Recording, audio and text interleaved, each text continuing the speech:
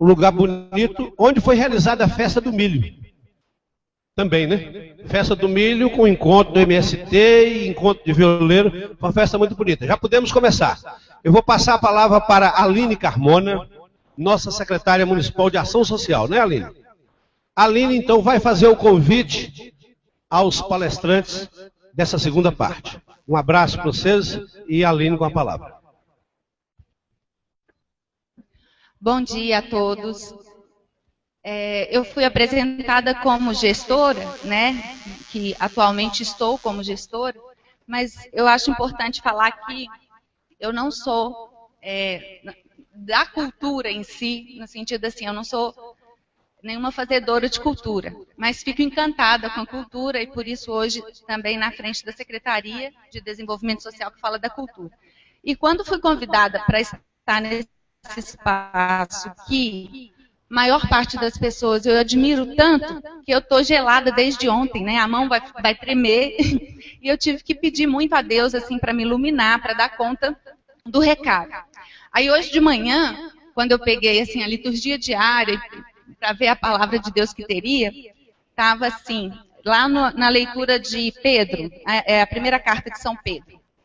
Fala das funções dos pastores, mas aí eu vou colocar que seria a função dos líderes. Sede pastores do rebanho de Deus, confiado a vós. Cuidai dele, não por coação, mas de coração generoso. Não por torpe ganância, mas livremente. Não como dominadores daqueles que vos foram confiados, mas antes como modelos do rebanho. O Salmo falava, o Senhor é o pastor que me conduz, não me falta coisa alguma. E o Evangelho falava, e vós? Quem dizeis que eu sou? Que é aquela parte onde Jesus fala com Pedro, né, que vai edificar a igreja através de Pedro. Mas aí eu cheguei à conclusão que eu tinha que fazer só o que eu já conhecia mesmo da cultura, que é assim, zelar por ela, cuidar, como o Pereira falou, do sentimento ontem, né, e que ele também dividiu isso com Titânia. Aí eu falei assim, ó, eu vou rezar a oração para a Mãe Terra, que Zé ensinou, já rezei lá em casa.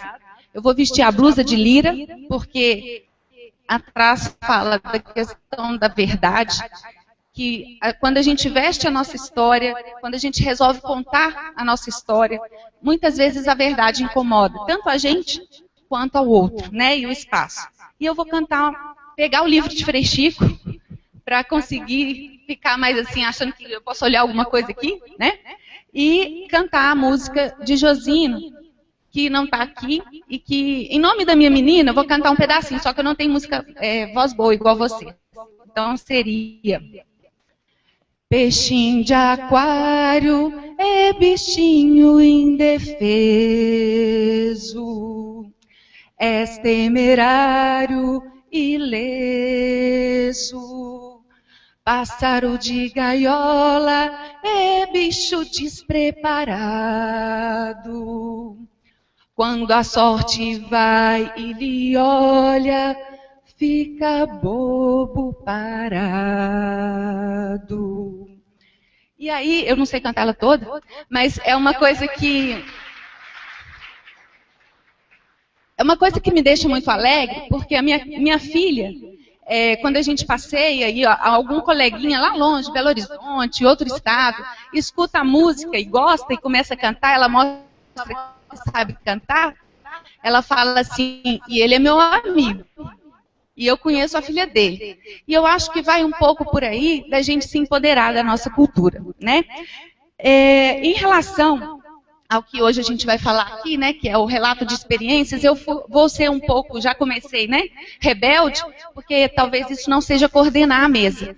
Mas eu acho muito importante a gente falar a mesma língua e talvez contextualizar para que todo mundo entenda, às vezes, o nosso ponto de vista. Coloca a tela cheia, Lu, e vamos... Pode passar. Aperta.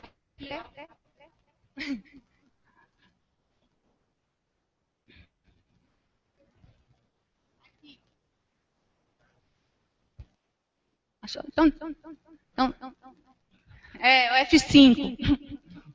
Isso.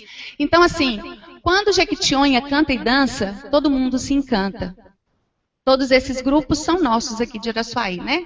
Tem o Ícaros, Coral Trovadores, Vozes, Coral Nossa Senhora do Rosário, a Folia de Reis do Arraial, os Tambozeiros.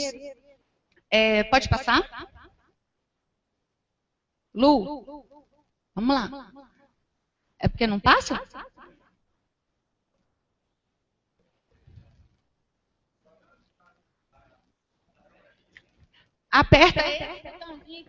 Aperta esse botãozinho aqui, fala no microfone como Carlinhos Ferreira mandou.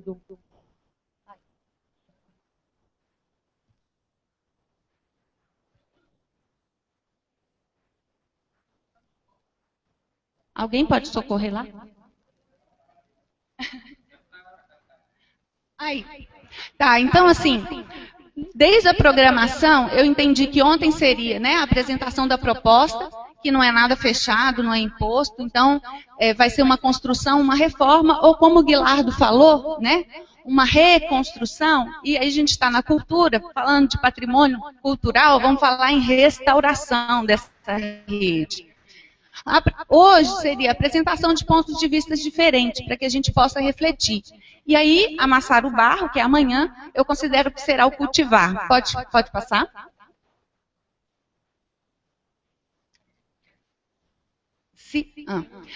Não vai dar para ver tudo, né? Porque não está na tela cheia. Mas assim, o que é a cultura vai depender muito, se for do meu ponto de vista fechado, de fonoaudióloga, que não faz cultura no dia a dia. Pode ser um pouco mais ampliado, pode ir passando, Lu. Eu vou falando à medida que você vai colocando dentro. Um pouco mais ampliado a partir de visões de pessoas que fazem, né, que estão num determinado espaço, podendo ser Jequitinhonha ou não, ou ainda, pode passar, Lu, quando a gente consegue olhar, e esse olhar ser frutífero, verde, de esperança, ou esse olhar ser aquilo que me leva a um pensamento de sofrimento, né? Porque tudo que eu já fiz até hoje, na minha vida, enquanto artista, enquanto agente cultural, eu não fui reconhecido até hoje.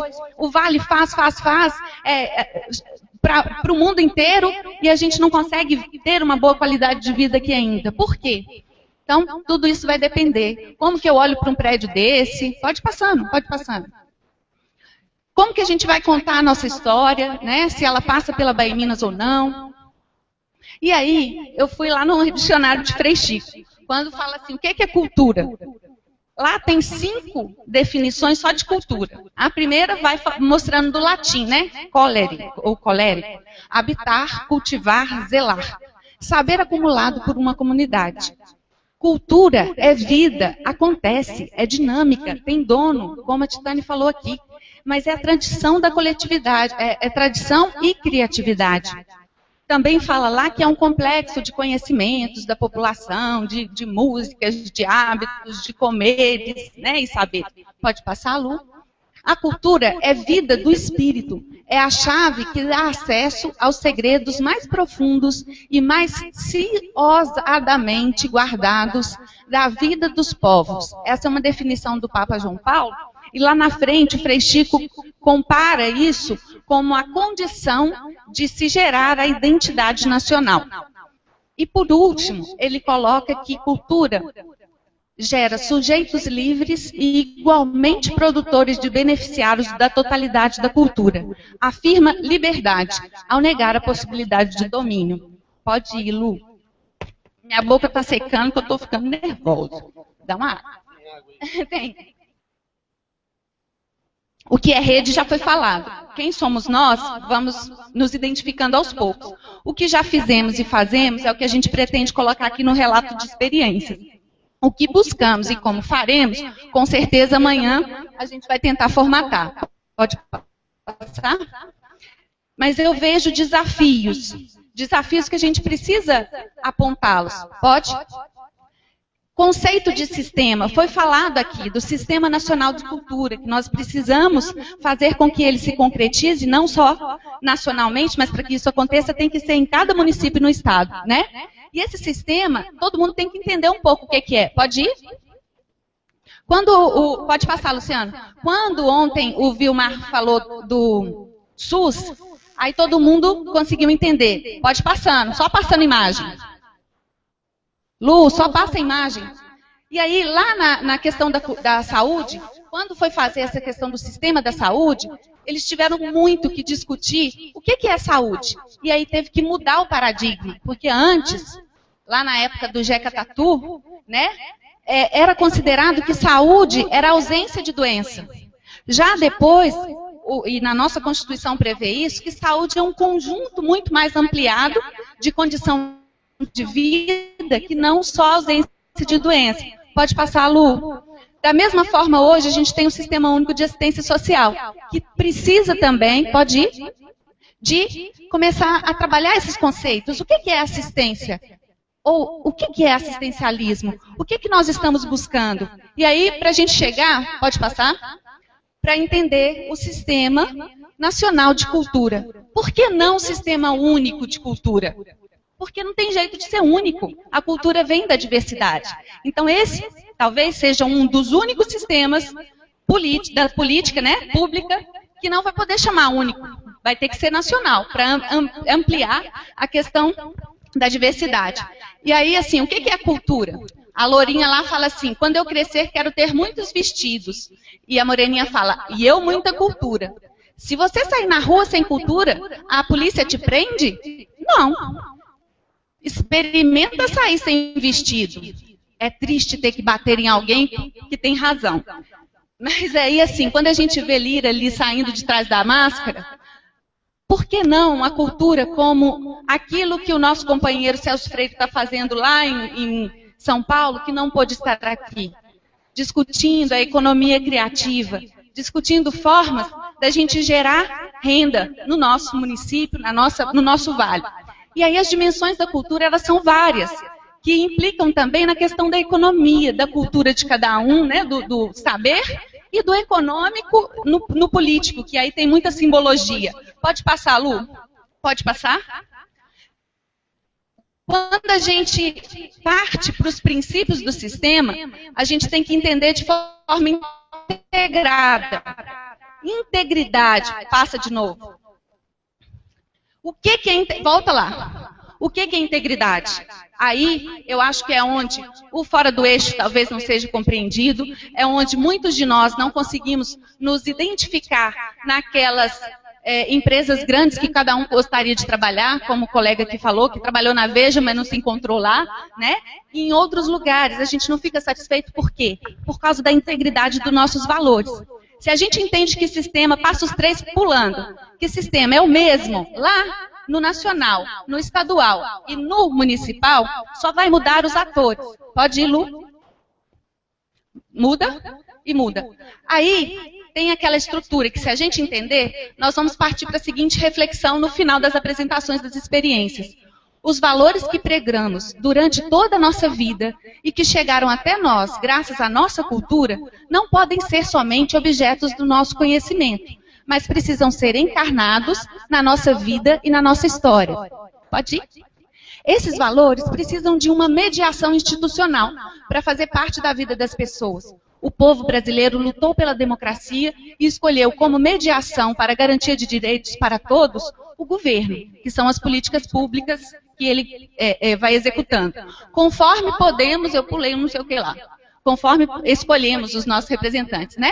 Desse modo, fica claro para todos nós qual que é o papel do Estado e de todos os seus membros, que é o povo que o elege, os representantes, que elege os seus representantes, no processo de construção da cultura que queremos, como também responsabilidade de todos no sentido de procurar fazer com que cada vez mais a cultura seja fiel aos ensinamentos de quem vocês acreditam. Tá? Eu colocaria ali Jesus, eu colocaria ali Deus, mas aí cada um coloca o que quiser. Em suma, o reconhecimento do plural é necessário porque nos torna mais atentos e sensíveis à existência de contexto dos valores diversos, o que é, no mínimo, mais democrático. Também é um trecho tirado do dicionário de Frei Chico e que eu acho que resume muito o que a gente se propõe a fazer aqui. Pensar o coletivo, que é muito difícil, é igual casamento. É bom, mas é ruim. Então, vamos partir para essa escuta dos vários pontos de vista, convidando, né, quem hoje vai fazer essa exposição para a gente. Eu espero não ter passado os meus 10 minutinhos. E aí cada um vai ter 15 minutos para a exposição. Oi! Vocês viram como que eu estou sem jeito, né, gente? Mas tá bom. Então, vamos lá. Para poder mostrar para a gente a experiência dos pontos de cultura, a Alba, lá de Rubim, vem falar para nós, por favor.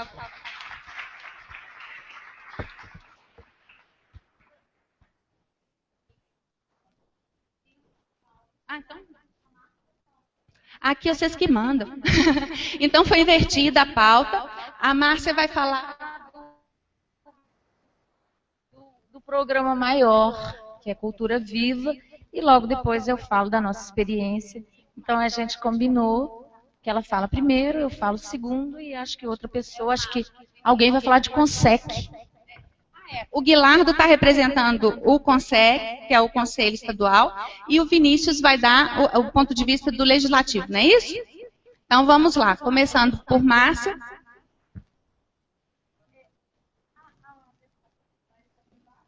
Está tudo lá em cima. Eu não vou nem usar.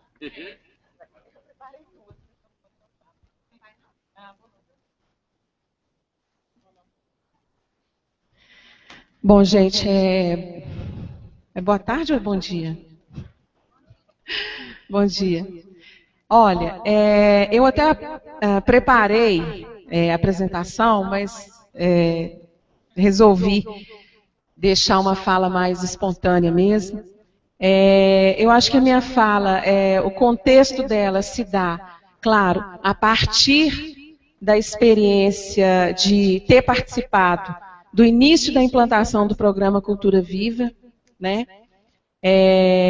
Eu vou falar muito geral, e é claro que ao falar do programa Cultura Viva, ele se fala através da sua grande ação, que é o ponto de cultura, né? Então, eu tinha preparado uma apresentação também, muito a partir da experiência que foi Diamantina, mas aí eu acho que talvez repetiria um pouco da Alba, e deixa que a Alba entra mesmo com o foco no ponto de cultura. Ouvindo, né, as experiências da mesa, e eu acho engraçado, porque quando o Titânia estava falando, né, eu falei assim, meu Deus, esse lugar, esse momento de encontro é o espaço da rememoração, né, a gente voltando sobre as nossas práticas que foram muito intuitivas, né, como o Titânia estava falando agora, mas práticas que pareciam estar adiante da época, em termos dos gestores que estavam, né, no momento.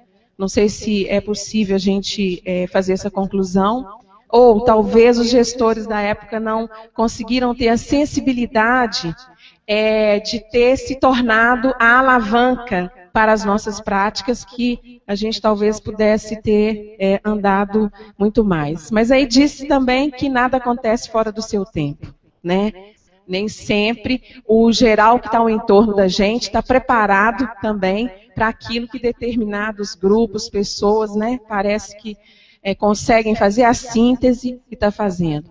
Então, assim, eu estou falando isso por quê? Porque o EPC, né, que a Titânia começou a falar aqui, dos Encontros Populares de Cultura, que a gente participou, desencadeou por essa Minas Gerais.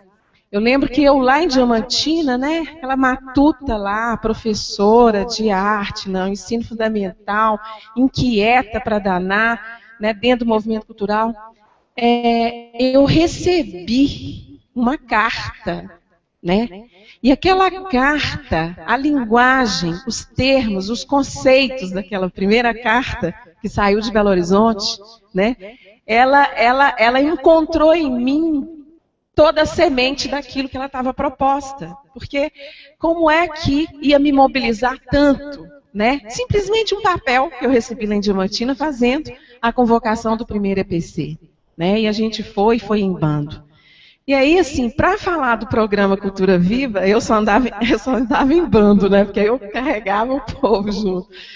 Para falar do programa Cultura Viva também, não tem como falar exatamente da força da palavra. Claro que veio a palavra escrita, porque veio através do primeiro edital, né? E a palavra tem muita força, Né? E por que a gente se identifica com as palavras? Né? Aquele primeiro edital do programa Cultura Viva, eu li aquilo ali, estava trabalhando dentro de uma fundação universitária, Fevale, sala de aula, inquieta com a questão cultural, da extensão, os alunos. Eu falei assim, gente, o que é isso? Doinha antropológico, massagear corpo cultural do Brasil, né? Os pontos doloridos desse Brasil. Que linguagem é esse? Que cabeça é essa? Né? Que está vindo escrito, até porque a gente estava tão afundada na tal das leis de incentivo, que era, né, o geral como mecanismo, instrumento de trabalho, né, de gestão que reinava, e vem a gestão aí, no caso do governo Lula, e o nosso grande rei ministro Gilberto Gil, né, lançar um edital que falava em doinha antropológico. Loucura, né? Você me achava meio doido, eu que achei o povo meio doido ainda. E aí eu fiquei pensando em Diamantina, né? Eu falei, realmente, voltando de Belo Horizonte para Diamantina, eu conseguia enxergar, eu conseguia ver e perceber esses nós, né? Esses pontos de dor do corpo cultural de Diamantina, que passava pela exclusão, passava por segmentos totalmente distantes daquele centro, né, totalmente fora e apartados daquele status quo tradicional, daquela coisa estratificada, tanto, né, que Diamantina, linda, bela, mas com uma dor muito grande dentro de si. Então, o edital trazia isso, né, lançando pela primeira vez o programa Cultura Viva, e trazendo conceitos como protagonismo, empoderamento, autonomia. Eu nunca tinha ouvido falar naquelas palavras dentro de todos esses instrumentos burocráticos que o campo da gestão cultural às vezes tratava para a gente. Né? Então, assim, eu acho que o programa Cultura Viva, ele vem, Célio Turino foi um louco bom, né? Eu acho que nós fomos a primeira geração dos pontos de cultura aqui no Vale.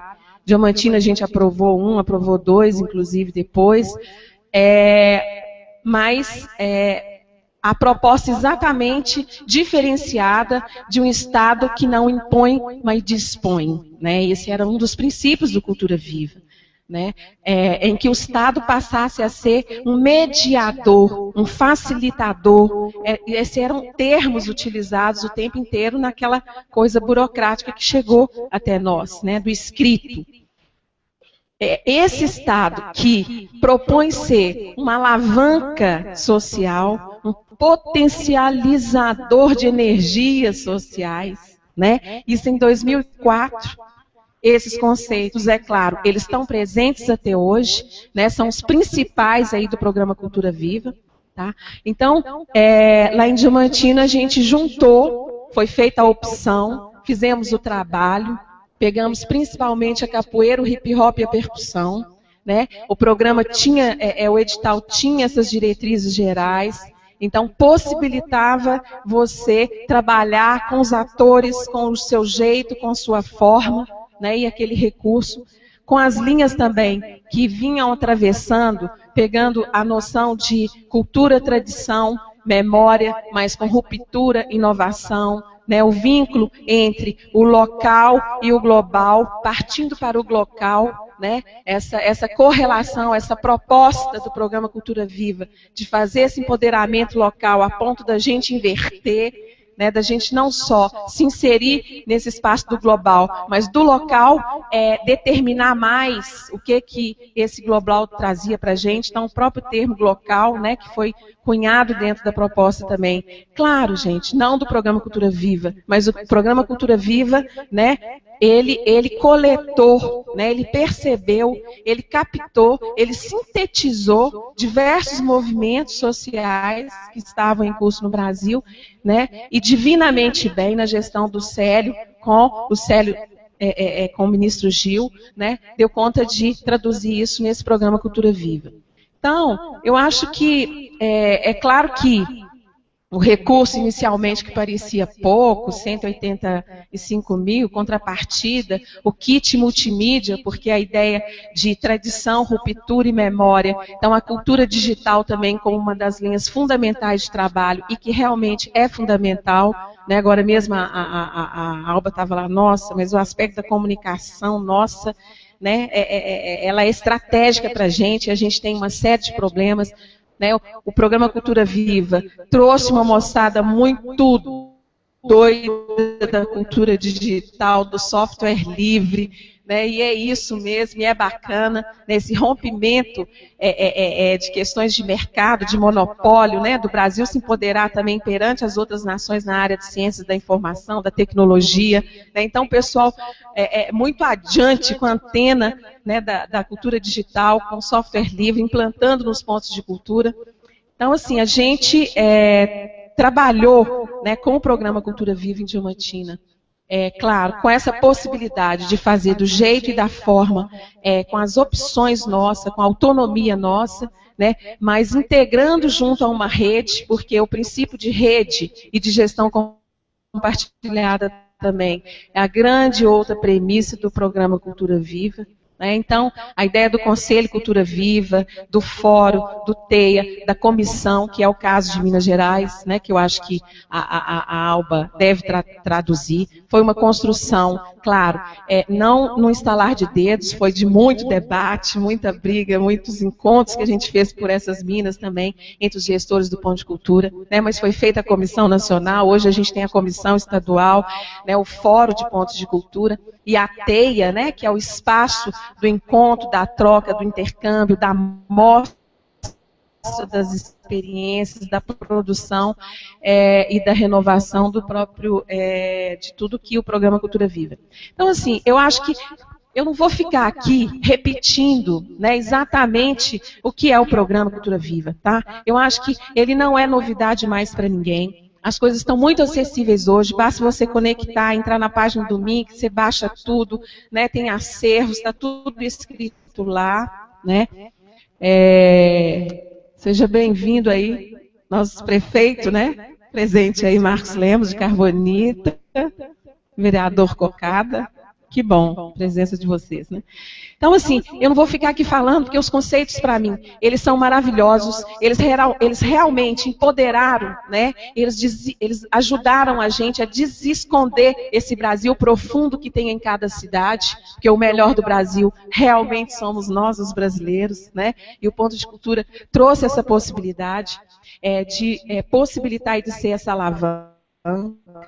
Eu acho que no caso do Vale de Jequitinhonha, por exemplo, né, quantos a gente tem hoje atualmente, né, do programa Cultura Viva? Bom, Diamantina, a gente de cara tentamos puxar o fórum aqui no Vale, reuniões, encontros, né, mas eu acho que eu peguei tão rápido tudo do programa que tem horas que eu encontrava com o povo, acho que eles falaram assim, essa menina, ela é meia doida, né? Eu não sei o que ela está falando aqui. Mas hoje a gente tem aí vários pontos de cultura. O programa Cultura Viva, é claro que ele tem várias linhas de ação, porque não deu certo. É igual o Agente Cultura Viva. É claro que o formato, o programa com o Ministério do Trabalho e Emprego, uma coisa muito dura, complicada, desgastante, criou problema para a gente, né? Mas assim, são várias as linhas, a ação criou, o Agente Cultura Viva, e está aí para a gente construir conjuntamente. Para mim, é um dos programas mais audaciosos, diversificados, inclusivo e abrangente que esse Ministério, que esse Estado brasileiro já lançou até hoje. Né? Então, assim, a possibilidade de rede hoje no Vale de Jequitinhonha, os pontos de cultura já atuam em rede. Né? Então, eu acho que a gente está trabalhando também com essa compreensão, acho que todos aqui têm, porque cada um de nós está dentro de outras redes. Então, a rede de pontos de cultura é uma, né? Então, rede dentro de redes. Eu acho que redes que estão dentro de outras redes, talvez tenha muito mais condição de realmente dar certo. Né? Os pontos de cultura têm estrutura, e estamos aí na luta, né, de Minas Gerais. É claro, gente, que tem uma proposta aí, complicada, né? O Ponto de Cultura, ele gerou um acervo de experiência exigente de uma terceira geração de leis, que não é essa, né? É aquilo que a Titânia, raras vezes eu vi Titânia falar com tanta putice, né? Igual você falou da nota fiscal.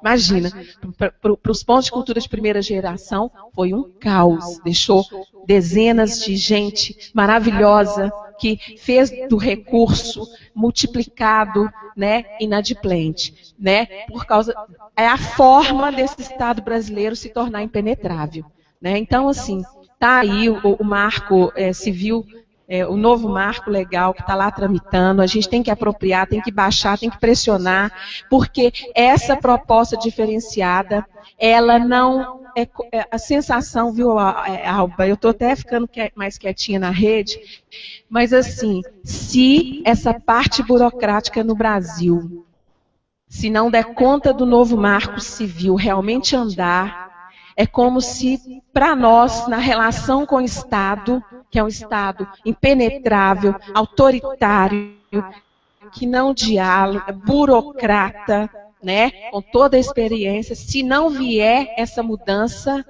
tá, como estão dizendo, ele vai inviabilizar, eu acho, né, nessa relação do próprio Estado realmente dar um outro salto que a sociedade civil precisa. Né? Então, a Lei Cultura Viva está aí, eu acho que tem diretrizes de reformulação. Obrigada.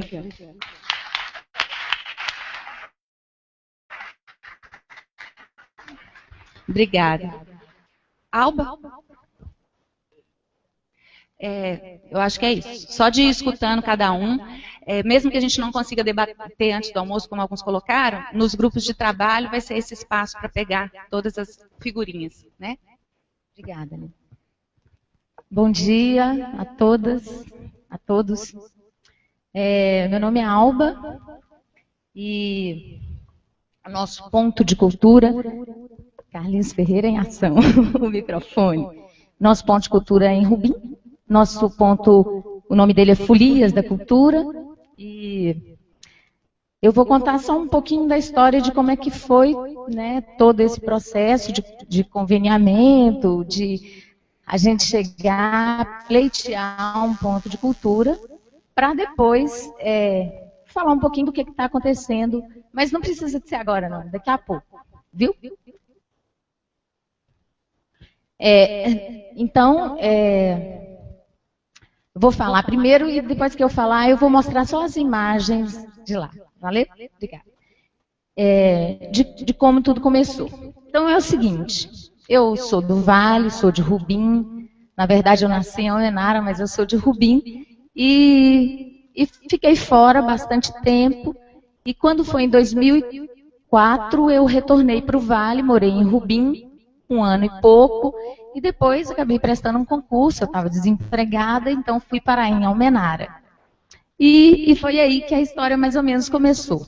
Lá em Rubim existia uma ONG, foi fundada por um tio meu, Pingo, muita gente conhece, porque ele já militou aí no movimento cultural.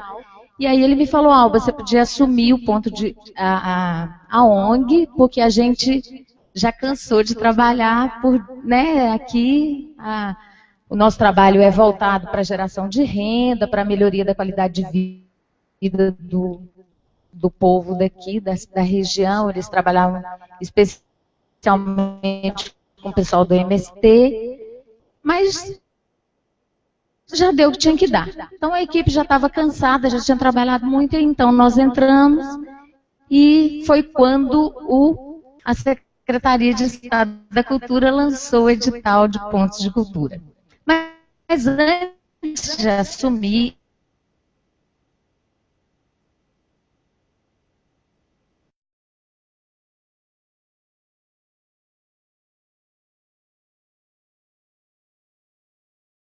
aí ele falou, certo. Então a gente começou, e foi aí que começou a história com os pontos de cultura. Mas antes disso, a Ana Luísa morava em Almenara. Ana Luísa era diretora de uma OCIP, 8 de março, e ela promoveu um encontro de entidades culturais. Essa ideia foi inovadora, acabou que teve só um encontro, mas foi uma ideia muito, muito interessante. E ela nos convidou a nossa entidade e também como pessoas, a Luciana, que é representante de outra OCIP lá em Almenara, Luciana Peixoto, minha companheira contadora de história, e nós fizemos um encontro onde a gente trouxe a Eleonora Santa Rosa, então, em Almenara, para discutir um pouco do movimento cultural do Baixo Jequitinhonha, porque a gente falava o seguinte: o alto é expressivo, o médio é também, mas o baixo está lá embaixo mesmo, ninguém sabe nada.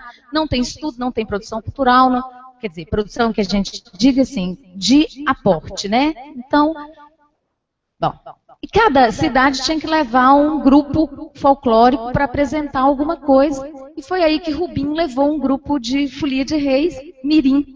E o então mestre que estava vivo falou assim: olha, eu preciso falar com a senhora, dona Eleonora, nós estamos precisando de roupa e de instrumento.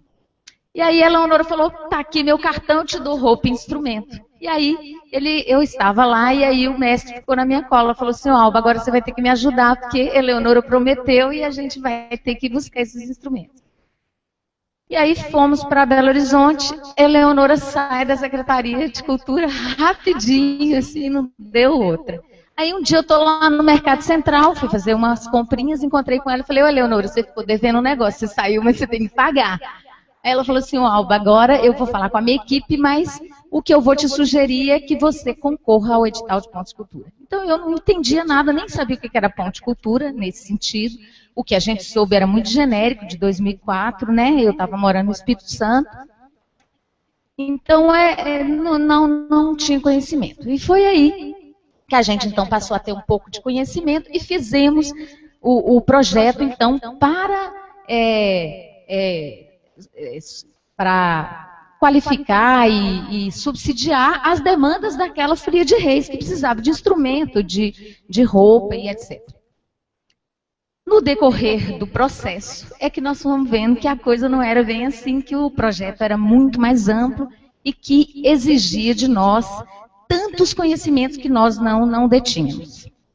Encontrei com o Ariel hoje cedo aí, e ele logo fez uma festa, e eu procurando uma foto deles aqui hoje não achei, mas que bom que ele esteja. Nós então sediamos lá em Rubim o primeiro encontro de capacitação com a Duo, que foi a empresa contratada para dar consultoria aos pontos conveniados em 2009. O convênio já foi uma novela, porque a gente aprovou o tal ponto de cultura, mas e o dinheiro que não chegava? Era período eleitoral. E isso demandou uma luta que eu acho que foi a representação da nossa união e dessa força que hoje eu entendo e eu vejo que constitui a rede de pontos de cultura de Minas Gerais. Com todas as necessidades de mudança, né? Bruno Emiliano e outras pessoas que eu já vi por aí de pontos de cultura. Então a gente tem que avançar muito, mas foi isso. Então a gente, olha, primeiro que não tinha contrapartida. Depois a gente teve que dar uma contrapartida de 20%, sendo que as entidades não tinham um tostão para poder dar essa tal contrapartida. Então, quando a Titânia está falando lá de nota fiscal, eu me sinto completamente irmã nessa hora, porque foi uma loucura absoluta e completa. Nós tivemos 30 e tantos itens errados na nossa primeira prestação de contas. Não fosse a DU, e lá a gente tinha ficado falido, mas foi muito e muito e muito problema que a gente enfrentou, porque a gente não tinha. Nós fizemos licitação, depois ficamos sabendo que não precisava fazer licitação, porque eles elencaram um tanto de bens lá, falando não. Aí a gente tinha informações que eram truncadas, uns orientavam de um jeito, outros de outro. Então, todo esse processo foi extremamente complexo para os pontos de cultura. Então, hoje, a gente está no 3º ano, no final da execução do convênio, considerando que houve, no nosso caso, 1 ano de atraso do depósito da última parcela e que nos causou uma dívida com a nossa secretária do Ponto de Cultura, que até está ali, que a gente falava assim, não, gente, nós temos que pagar retroativo. Mas não existe pagamento retroativo. Então, para a gente entender isso, né, Ariel, demorou anos a gente compreender que eles estavam atrasados com recurso, mas quando o recurso entrava, começava a contar de 1 ano, e a gente fazia o quê com aquele período de entre-safra? Sendo que a gente tinha que existir e não podia deixar não podia falar, não, nós não queremos mais esse convênio. Então, tivemos que fazer uma série de acertos, de ajustes, buscar recurso aqui e ali, de ir com o pires na mão.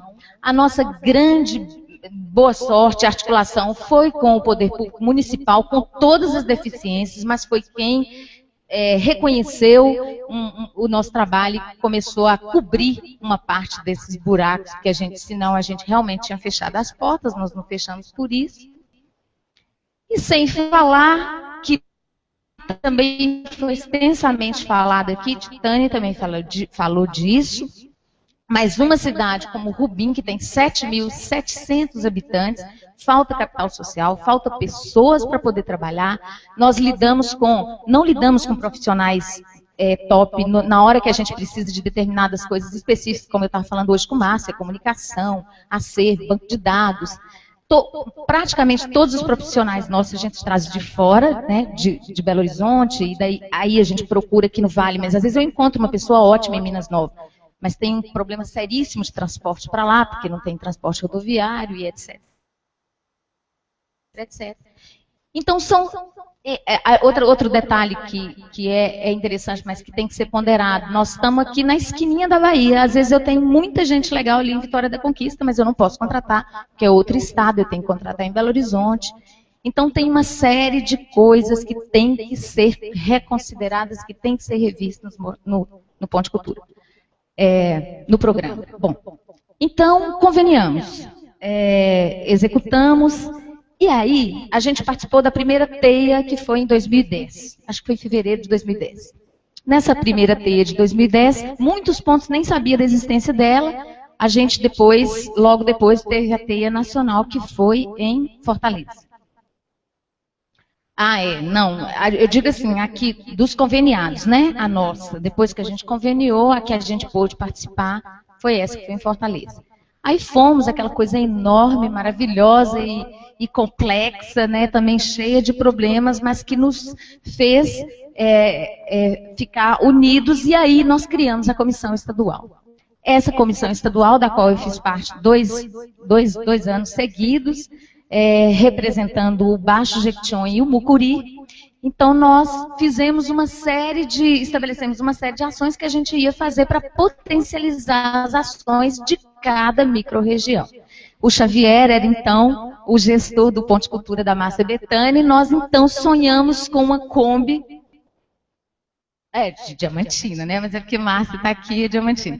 E nós, então, sonhamos com aquele veículo que a gente ia visitar cada Ponte Cultura para articular em rede ou em plataforma, não sei, hoje uns falam que rede já não está mais tão moderna assim, que o negócio é plataforma, não sei como é que é, mas enfim, não entendo disso. Mas eu só sei que era isso que a gente queria. A gente queria que uma ação tivesse articulada com a outra e que nós pudéssemos fazer interações estéticas e intercâmbio.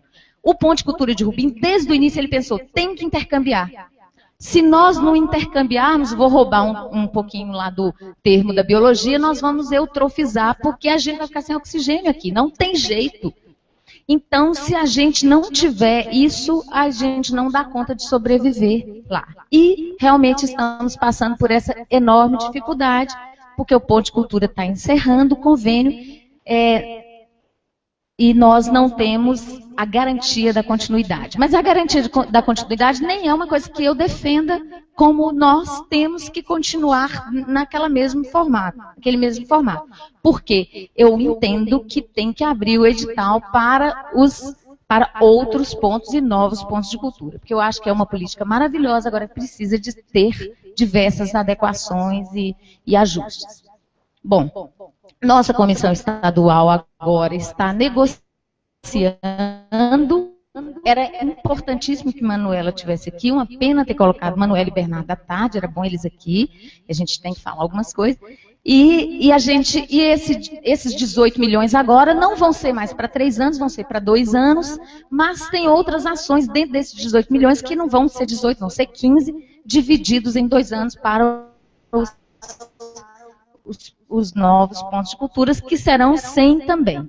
Uma discussão é que serão 50% para a continuidade dos já existentes e 50% para os novatos. Essa discussão ainda é passível de muita negociação lá para poder fazer o conveniamento MINC-SEC e lançar esse edital. E o ano que vem é um ano eleitoral, e aí vocês já viram toda a situação, como é que vai andar, não é? Que aí não pode... É esse ano, desculpa. Então, é esse ano porque o edital tem que ser lançado esse ano. E aí, junto com esse edital, seria pontinhos lúdicos, pontão, pontos novos e... acho que é isso. Então, essas modalidades que dividiria esse bolo. Bom... Então, isso é o geral. Aqui no Jequitinhonha, nós conseguimos fazer dois encontros, um que foi em Jequitinhonha e o outro que foi em Rubim. O primeiro em Rubim, o segundo em Jequitinhonha, com os pontos daqui. Mas ainda não conseguimos uma boa conversa, uma boa negociação. E o Mucuri sempre se queixou que, mesmo ele ficando na nossa micro-região, ele ficava isoladinho lá. Porque uma coisa que embora a gente converse na internet, uma coisa que ainda não é realidade para todos os pontos de cultura, é essa coisa da gente se encontrar e conversar pessoalmente, discutir, compreender e fazer as mudanças que precisam. Então, isso é necessário e nós temos distâncias longas e a maioria das prefeituras não tem conhecimento do ponto de cultura, não sabe o que é cultura viva. A maioria dos gestores municipais, acho que eu não estou falando de uma realidade só do Vale, estão lufas para esse projeto. Então, quando a gente chega lá falando, eles não sabem do que se trata, não sabem da importância dele, não querem se comprometer. E a gente tinha que fazer, eu sempre falo isso, toda vez que a gente tem teia, temos que fazer, acabou, né? Temos que fazer com que esses gestores sejam obrigados, igual agora. Todo mundo é obrigado, todo município agora é obrigado a extinguir o lixão. Dia 6 de junho vai ser multa de 10 mil dias quem não tiver implantado a coleta seletiva. Os prefeitos estão malucos, todo mundo consorciando, todo mundo pegando dinheiro de não sei onde, porque a gente não encontra uma forma de pressionar esse povo para fazer a mesma coisa com a cultura. Porque eles não dão a menor, a mínima. Então, a realidade nossa é bem essa, é difícil demais conversar com gestores, mas eu acho que a gente tem conseguido alguma coisa e o ponto de cultura eu acho que é esse elo de ligação entre sociedade e poder público em geral, né? Municipal, estadual e federal. Para nós foi uma riqueza enorme e para a comunidade também. Eu vou mostrar então... um pouquinho do ponto de cultura de Rubim, um pouquinho do trabalho de lá. E são 15 pontos conveniados no edital de 2009 aqui para nós no Baixo Jequitinhonha. Depois vocês vão ver, eu coloquei isso lá no final. Você pode passar bem rapidinho, que é só para o pessoal mostrar um pouco do trabalho que a gente realizou em Rubim. Então essa é uma foto da cidade, para quem não conhece. Pode? Não vou falar de cada foto, não. A ONG Evoquim, o ponto é Folias da Cultura. Essa marca foi feita num convênio que a gente fez com a UFMG. Então, Terezinha Furiati já esteve lá trabalhando com a gente, contribuiu. Esse convênio com a UFMG ajudou enormemente. Aqui tem várias pessoas que já foram lá a trabalho. A Luciana é uma grande parceira do Ponto de Cultura. Titânia esteve com a gente. Pode passar, viu, Ravi? Direto. Então, essa foi a inauguração, o único jornal que tem lá, mas que cobriu, a gente teve a presença. Pode ir embora, pode ir direto, viu? Não precisa parar em nada. O Ícaros do Vale, a gente conseguiu levar Maria Cutia, uma parceria com o Nil César, com a Denísia, que era do Pontão de Cultura UFMG. Aí a gente foi potencializando o que já existia e essa aí foi uma exposição da Marina Jardim, e as demandas que foram surgindo do Ponto de Cultura, que inicialmente, Mariana Arruda, aí já é uma intervenção que a sociedade contratou. Então nossos grupos protagonistas estão sendo contratados pela própria comunidade. Esses palhaços que vocês viram lá foram contratados pela drogaria indiana para fazer uma intervenção depois da oficina de Mariana Arruda. Depois vocês vão ver que depois dessa produção de música que foi com Leandro César, que trabalha com o Acti, com Christoph Silva, com Titânia, a gente já tem um grupo produtivo, o protagonismo, que é o Jean, que a Titânia conheceu, que agora já tem um grupo de formação de música e ritmo.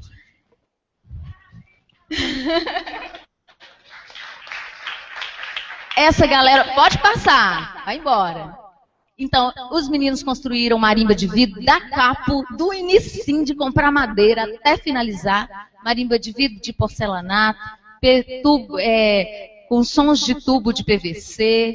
Aí já é um pouco do mestre Antônio, que fez esse montão de instrumentos, os meninos aprenderam a fazer, tem os que fazem, continuam fazendo. Está aí o Jean dando aula para os meninos, olha o Jean. A gente comprou flauta, comprou esses instrumentos todos que vocês viram aí, ele está dá aula de marimba de vidro, de sopro e de percussão. Mestre Ulisses, que foi, a comunidade ficou apaixonada, ela não tinha tradição de cerâmica que a gente tenha na memória, mas foi só botar o barro na mão do povo e foi uma festa absoluta. A oficina lotou de gente adulta e criança, e pessoas portadoras de sofrimento mental, foi um sucesso absoluto, e é esse aí que é o grupo produtivo que a gente quer potencializar. Camilo Gão, o pessoal da dança afro, que também parece que corre no sangue do povo lá de Rubim, e aí já tem um grupo de dança que é um desdobramento dessa formação.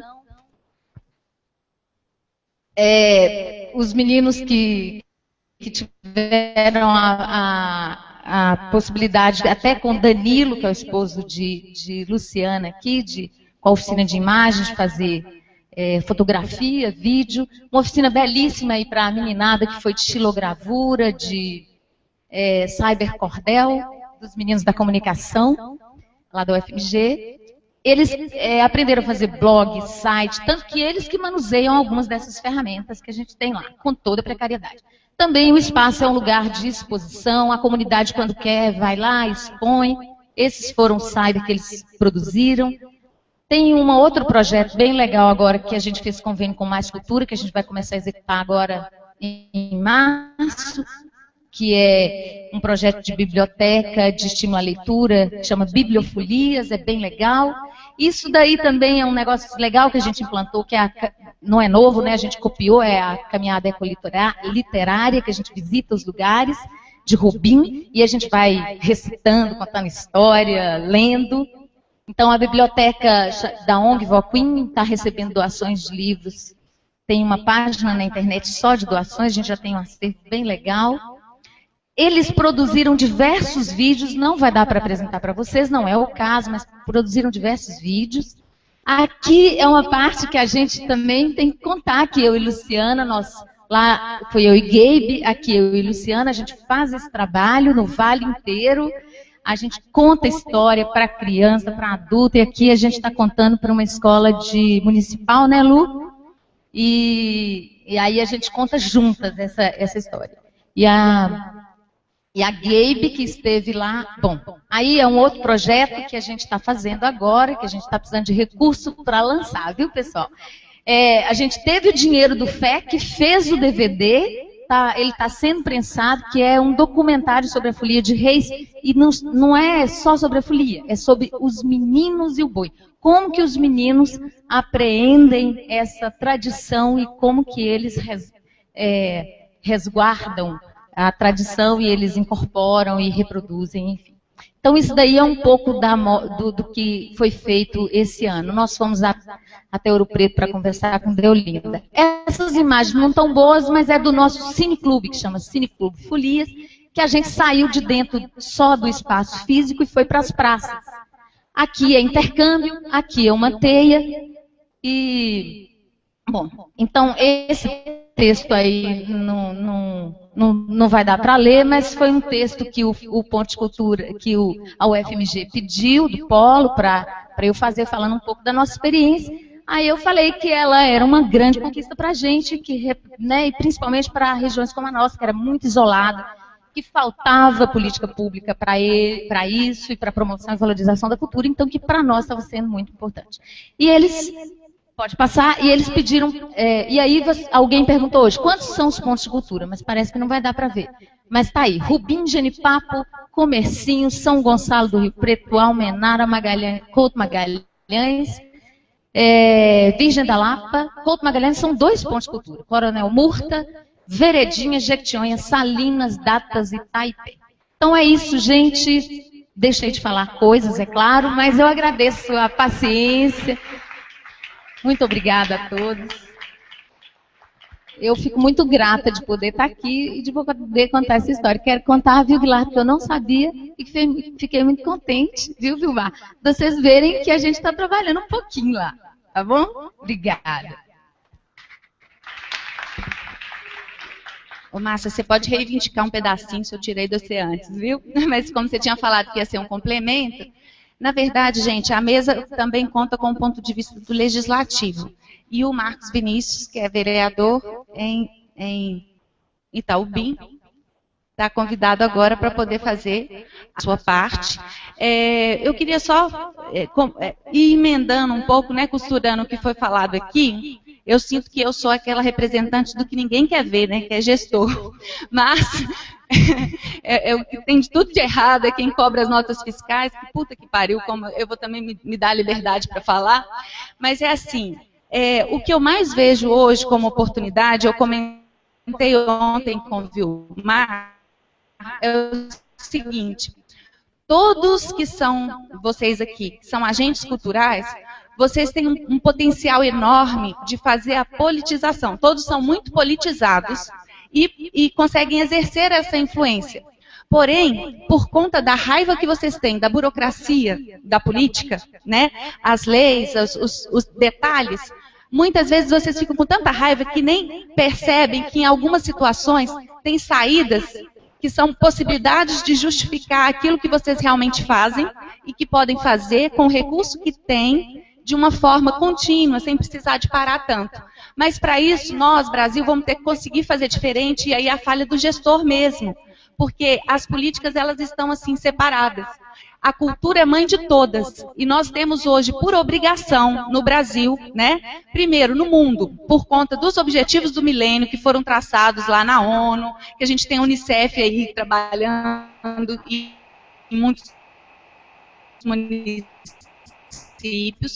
por conta do Plano Brasil Sem Miséria, que hoje a gente tem no nosso município, a obrigação de todas as escolas que têm crianças com público do Bolsa Família, ter que receber e ter que resgatar a história do lugar, para poder lembrar como que o seu pai e o seu avô contavam história, da mesma forma que a saúde, através da saúde mental, né, vamos colocar assim os CAPs, AD por conta de álcool e droga, os CAPs por conta simplesmente da saúde mental em si, eles são obrigados também a buscar na cultura uma forma de trabalhar esse povo, porque o Brasil percebeu que todo mundo está adoecendo porque não tem aquilo que alguém falou, agora eu não estou me lembrando, a questão da convivência. Será que foi a própria Titânia? Mas que hoje existe um serviço que chama Serviço de Convivência e Fortalecimento de Vínculos. Precisa de conseguir fazer as famílias se encontrarem, a comunidade se encontrar, fortalecer o vínculo que ela tem, a história que ela tem, para conseguir desenvolver o país. Então, gestor falando é muito incômodo, mas eu acho que eu gostaria muito de que vocês soubessem também que eu participo de controle social desde 1998, assim que eu entendi o que era. E a única saída que a gente tem é a sociedade exigindo que aconteça aquilo que ela falou que gostaria de acontecer. Só que a gente fica com raiva de participar das reuniões, que dá vontade de dar soco muitas vezes, né?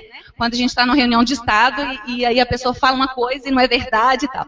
Então tem tudo isso. Mas a única saída é a gente fazendo a nossa parte antes de ser qualquer coisa. Cidadão. Vinícius, Marcos Vinícius, né? Nosso convidado. Obrigado. Então, pessoal, primeiramente, quero dizer que antes de estar, né, como vereador em Itaubim, eu faço parte de um grupo de cultura popular, Boi de Janeiro, Nega Maluca, Maria e Trovão, lá de Itaubim. E mais do que um vereador, eu me considero um militante na área da política. Um militante cultural dentro da política, assim. E só para começar a nossa discussão, acho que é importante essa mesa, assim, eu queria saber quantos vereadores me acompanham nessa discussão aqui hoje. Opa, nós dois, né? Salve. Seja bem-vindo, né? Mas isso eu estou dizendo para chamar a atenção, inclusive, sobre uma coisa que eu coloquei ontem.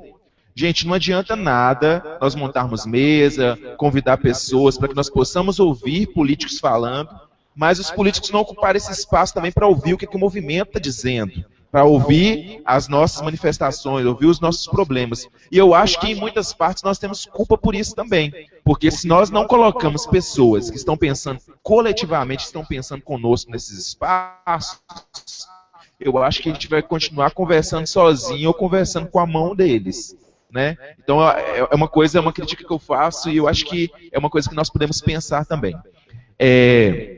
Bem, muito mais do que fazer uma apresentação aqui dizendo qual que é o olhar, né, qual que é o papel do legislativo, eu quero me atentar para uma fala de um mandato, sabe? Um mandato simples, que é o mandato de Marcos Vinícius, não um mandato uma representação do legislativo, porque nós sabemos que são vários pensamentos diversos, e infelizmente nós não temos, por exemplo, uma bancada da cultura, né? Nós temos um deputado, nós temos alguma coisa que defende a cultura, mas nós não temos bancada. Nós temos bancada ruralista, temos bancada evangélica, temos bancada tal, bancada X, mas não temos uma bancada da cultura. E vocês podem ter certeza que se nós não temos, né, um marco estabelecido hoje, é exatamente porque nós não temos essas pessoas que vão peitar na hora dessas discussões. Porque nós precisamos de pessoas para peitar. Porque nós temos uma Conferência Nacional de Cultura, nós temos conselhos, nós temos militantes que participam desses espaços, mas na hora de bancar mesmo, na hora de fazer as articulações políticas pelo voto, aí falha. E aí, mais uma vez, eu quero chamar a nossa responsabilidade para isso, de como é que nós estamos construindo isso. Porque nós temos que construir na base mesmo, porque senão nós não vamos ser representados. E qual que é a importância de nós termos pontos, né, políticos nessa rede que nós estamos estabelecendo? É exatamente para que nós possamos conseguir construir junto com políticos.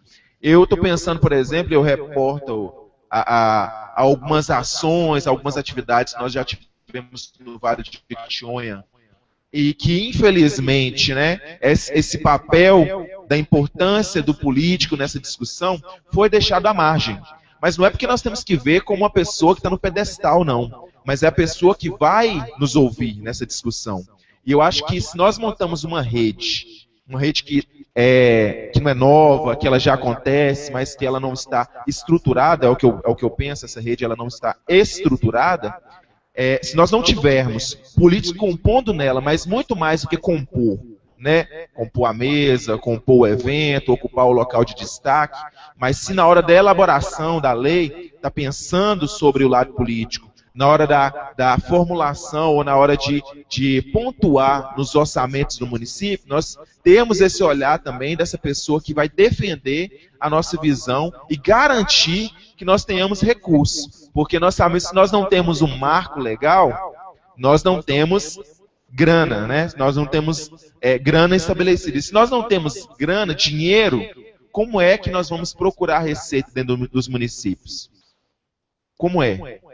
E eu fico vendo, por exemplo, como alguns gestores enfrentam aí esse gargalo na hora de constituir. Porque nós temos, por exemplo, no orçamento de Itaubim, para ser gasto num departamento de esporte, cultura, lazer, turismo e patrimônio cultural, nós temos R$700 mil para esse ano 2014, né? Mas nós sabemos que desses R$700 mil, quanto é que vai ser gasto na cultura? Alguém arriscaria me dizer quanto mais ou menos de R$700 mil num departamento desse tamanho? 200?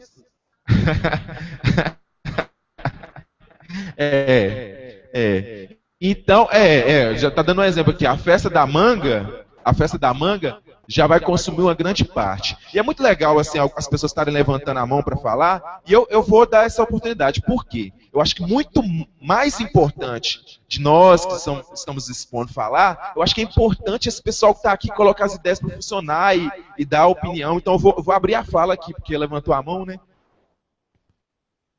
É só saber se os R$700 mil é dinheiro em conta ou se é dotação orçamentária.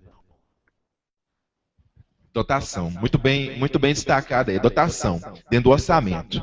E a gente sabe que dentro dessa dotação, nós ainda temos o crédito especial, que é a Câmara do Prefeito, e é isso que exatamente possibilita que o prefeito tira da cultura, leva para tal ponto, ou tira de tal direção e coloca em determinado projeto, é dotação.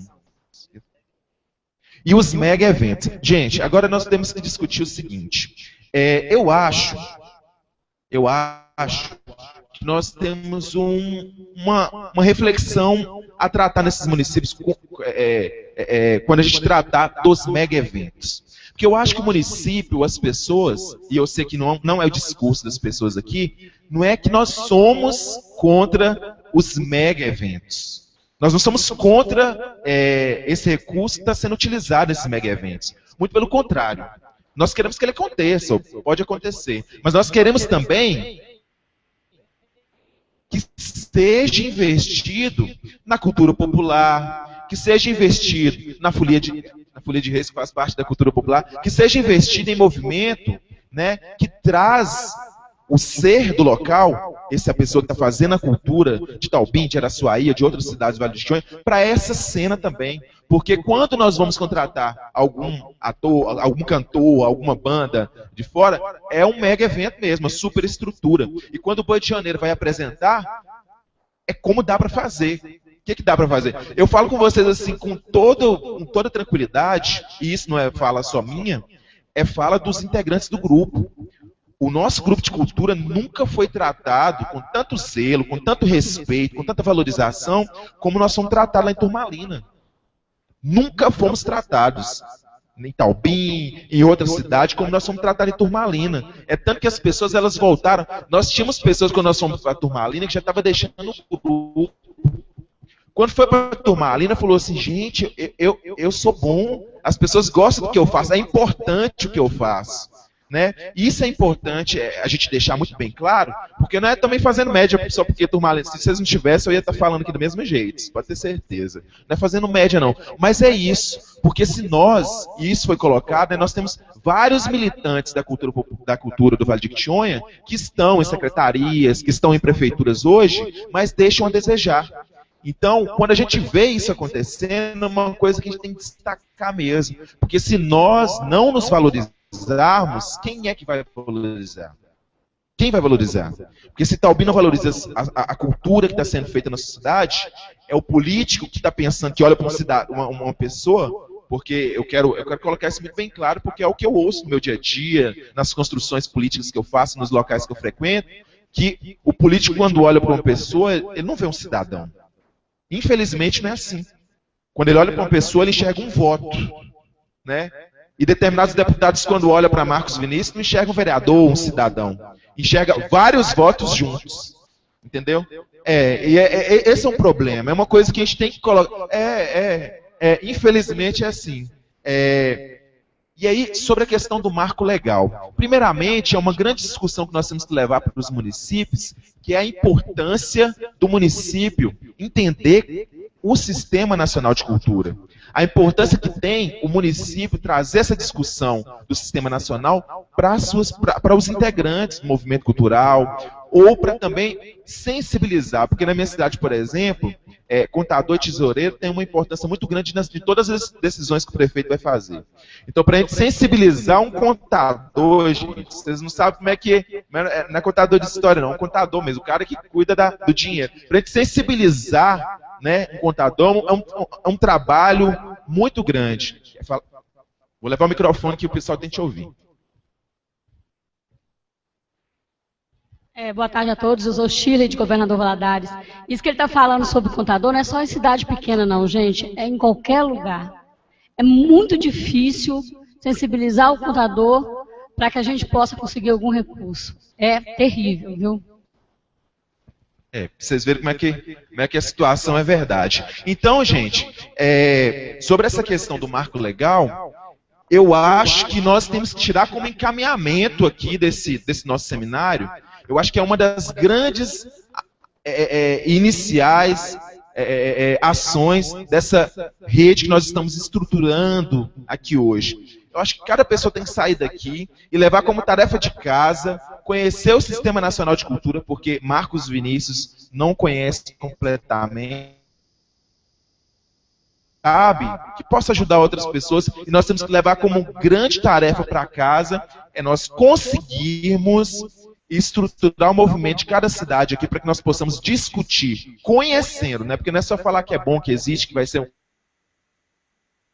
para o poder público, apresentar para o movimento cultural da cidade sobre o Sistema Nacional de Cultura e quais são os trâmites para que o município possa participar dele. Eu acho que é uma grande tarefa e eu já estou colocando como proposta de encaminhamento aqui desse nosso encontro. Queria falar? Ah, tá gostando. Tá. Mas nós temos 2 minutos? Ah, tá. Nós temos, então, como um grande fator limitante também, que são as limitações do poder legislativo de um município. Porque eu vou ser muito bem sincero para vocês. Quando eu cheguei na Câmara, eu falei que eu pensava que eu ia fazer e ia acontecer. Né?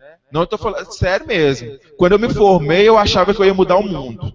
Quando eu fui eleito vereador, eu falei assim, agora só vai dar nós. Né? E a gente sabe que as coisas não acontecem assim. É todo um trâmite político. Cada coisa que você quer aprovar, você tem que abrir mão de N coisas. Às vezes você tem que fazer acordo com quem você não quer fazer. Eu, sinceramente, não gosto de fazer determinados acordos. Então, quando eu apresento alguma coisa, às vezes não passa, porque é isso. Kerlane, Virgem da Lapa.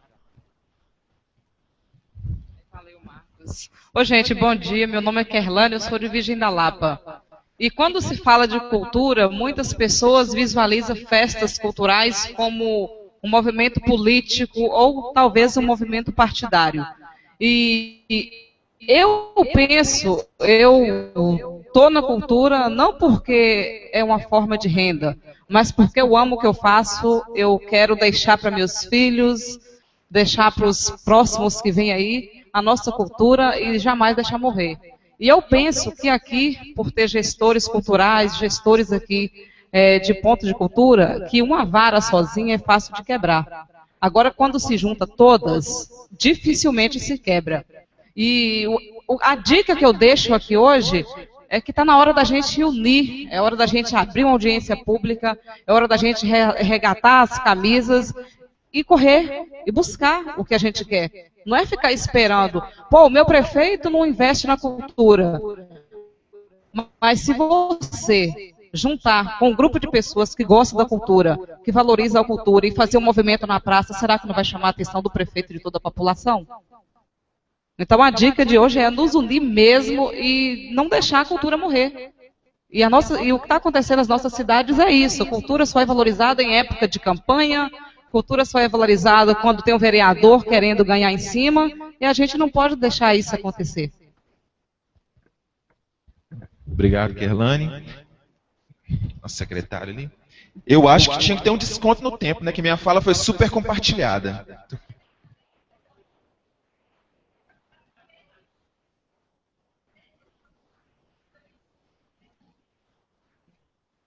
Boa tarde, meu nome é Luciano, secretário de Cultura de Cachoeira de Pajeú. Não é defendendo o poder público, não, mas a gente não pode colocar também isso como regra. Porque você falou de dotação, a gente tem uma dotação em Cachoeira para a cultura de 350 mil ano, dotação, que é diferente de recurso em conta. Mas a gente tem uma dotação de 350 mil e a gente tem um apoio irrestrito do prefeito para todas as ações culturais. Ao invés de eu levar até essa demanda a ele, muitas vezes ele traz a demanda até mim, para que eu possa, até porque ele anda mais pelo município, ele traz essa demanda até mim.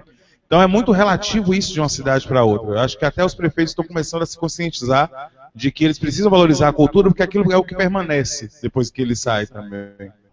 E isso acontece não só lá em Cachoeira, mas em algumas outras cidades que fazem parte do Núcleo de Cultura de Jequitinhonha, ao qual sou presidente, que acontece exatamente da mesma forma. Mas, em contramão disso, conheço também várias cidades, que não vou citar também, que vem passando por uma situação difícil, com a gestão que se preocupa o mínimo com a cultura.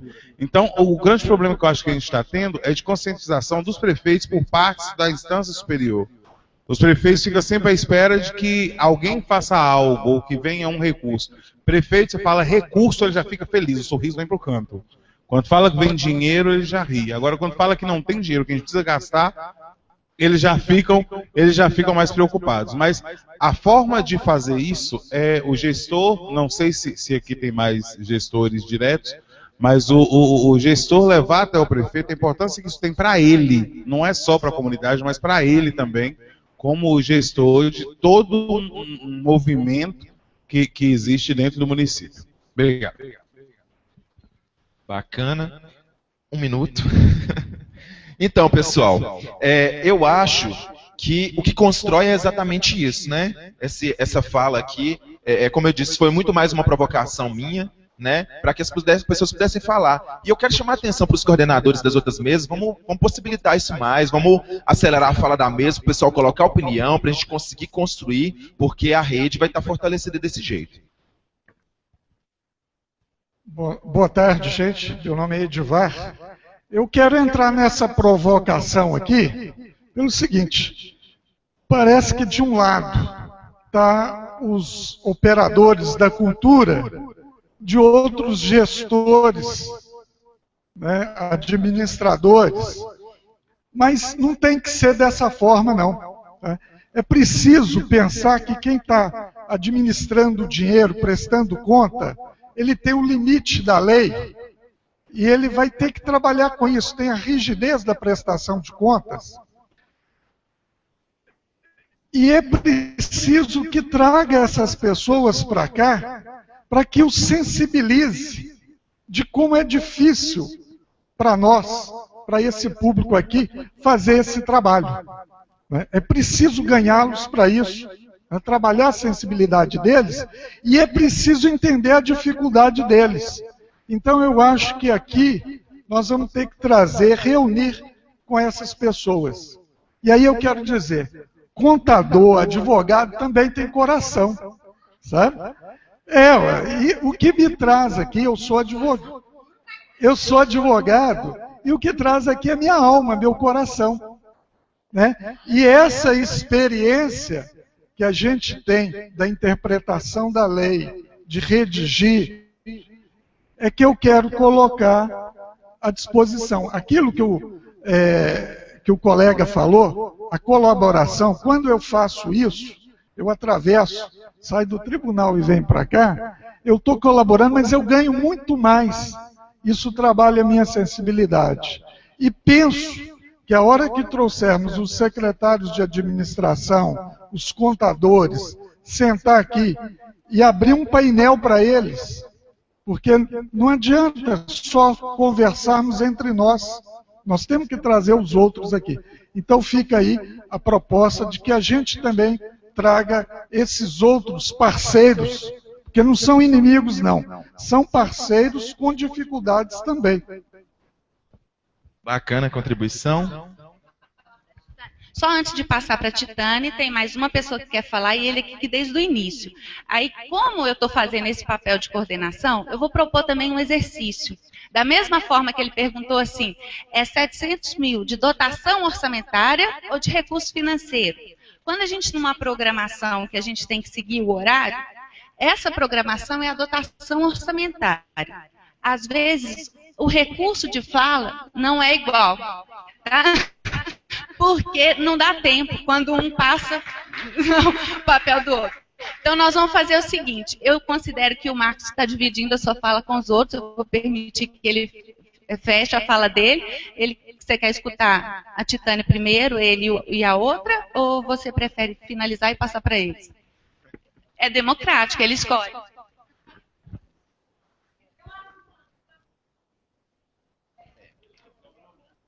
Pessoal, então eu vou finalizar minha fala e já passar a palavra para a Titane, para você, beleza? Então, gente, eu acho que é isso. A ideia era fazer essa provocação, abrir para discussão, chamar atenção para isso, mas nós precisamos realmente fazer esse jogo político. Nós temos que ficar ligados para o jogo político.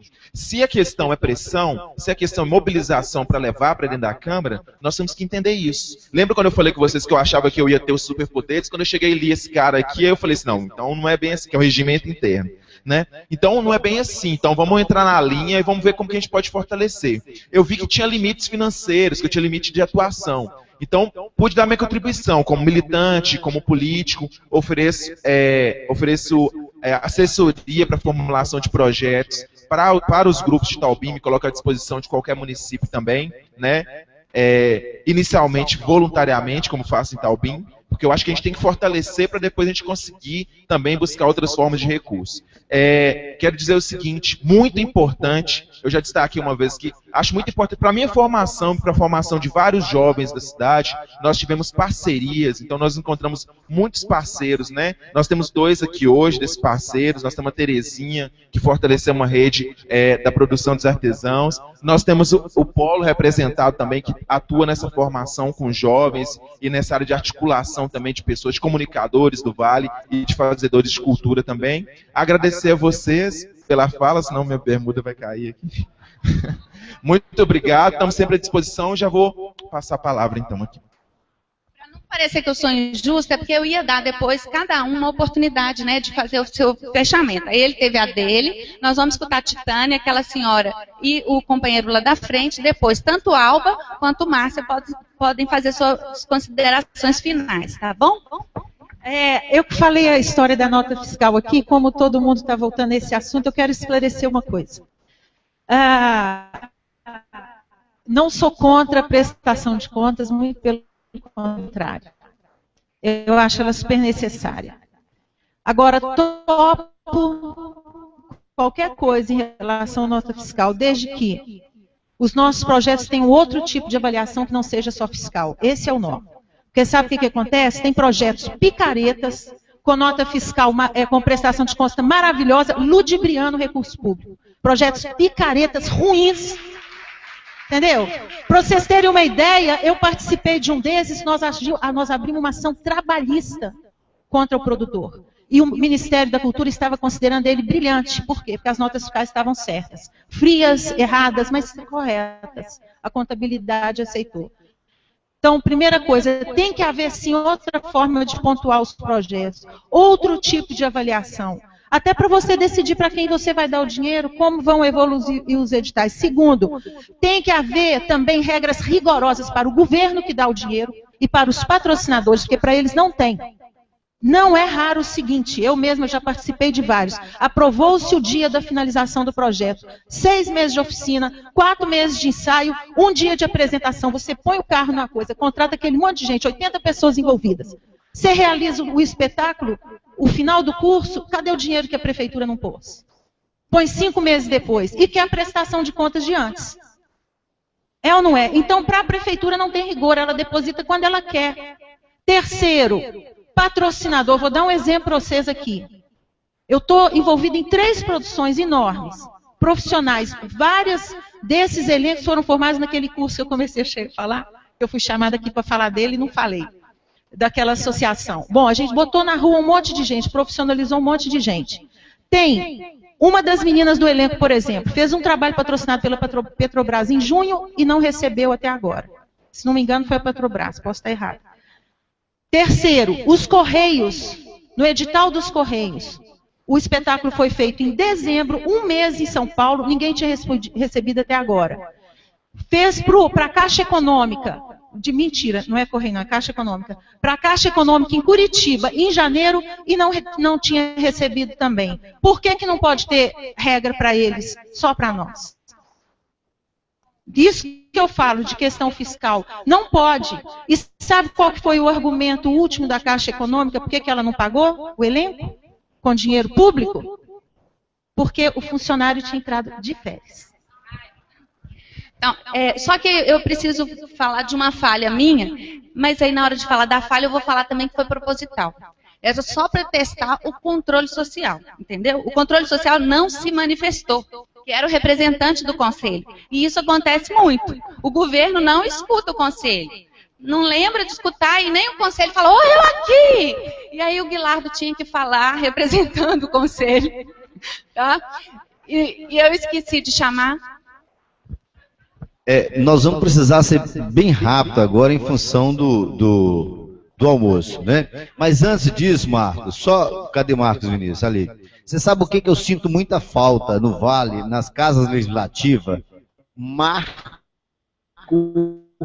legal. legal. Não é Marcos, não é Marco legal. Tá? Eu sinto muita falta. Eu acho que aí, uma oportunidade que nós temos que fazer, fica aí o desafio para os dois vereadores, é nos ajudar a articular uma rede de vereadores, onde nós possamos discutir com os prefeitos e implantar o Plano Municipal de Cultura. Eu acho que esse é um desafio, porque o Plano Municipal vai dizer justamente onde deve aplicar, onde não deve, a criação do Fundo Municipal de Cultura, né? Por exemplo, uma coisa que eu escuto muito comum aqui no Vale, é que, por exemplo, os municípios que recebem recurso oriundo da Lei Robin Hood, eu escuto que eles não aplicam como o movimento gostaria de aplicar. E eu acho que isso tudo é objeto de marco legal, né, na minha opinião. Então, está o desafio para os dois vereadores nos ajudar a articular essa rede de vereadores ligada à cultura, que tem essa sensibilidade. Quem sabe a gente não contamina metade da Câmara, né? Bem, em primeiro lugar, dizer que Marcos Vinícius me representa. Porque hoje a gente vive uma crise, né, de representatividade. O Marcos me representa, a rede me representa, a Luciana me representa, Luciano, Salabim, Alba, vixe Maria do céu, todo mundo, muita gente representa a gente, porque tem muita gente que não representa também. O Conselho Estadual de Cultura, que é o CONSEC, Conselho de Políticas Culturais do Estado, era para estar aqui nesse microfone agora a Preta Vieira, que é presidente da Casa de Cultura de Capelinha, e ela, por uma infelicidade familiar, com uma sobrinha que, enfim, não pôde vir. Então, me incumbiu de pelo menos passar um recado. E um recado simples e rápido. O Conselho Estadual de Cultura, antes de mais nada, eu queria esclarecer que, assim, quando a gente começou, de fato, o Jequitinhonha começou a participar, de fato, da questão cultural em Minas, no Brasil, começou a polarizar, não existia Secretaria de Cultura Estadual. Vamos começar por aí. Quer dizer, a Secretaria, existia uma coisa antes da Secretaria, que era dirigida pelo professor Wilson Chaves, um grande e saudoso amigo, que era, enfim, em 1984, o então falecido já, também Zé Aparecido de Oliveira, graças a Deus, de Conceição do Mato Dentro, criou a Secretaria Estadual de Cultura na primeira gestão do Tancredo Neves, que significava a redemocratização do Brasil, da vida de todos nós, a saída do regime militar e tal, e tal, e tal, e tal. Aliás, nós éramos chamados pelo Zé Aparecido os meninos da cultura. Os meninos da cultura estão aí. Aliás, primeira viagem de avião, eu e Titani, 1984, eu acho que é a primeira vez que a gente viajou de avião. Zé Aparecido ligou e falou, nós estávamos preparando o EPC e o Zé Aparecido ligou e falou, vocês vêm aqui os meninos da cultura. E nós fomos para Brasília, primeira viagem de avião na vida. Não tinha dinheiro nem para comer lá, nem para tomar um refrigerante, nem um copo de água, mas viajou de avião, ficou em hotel 5 estrelas. E o Zé Aparecido recebeu os meninos da cultura, chegou aí. Então foi isso. A Secretaria de Estado da Cultura também tem data, dia e hora que começou.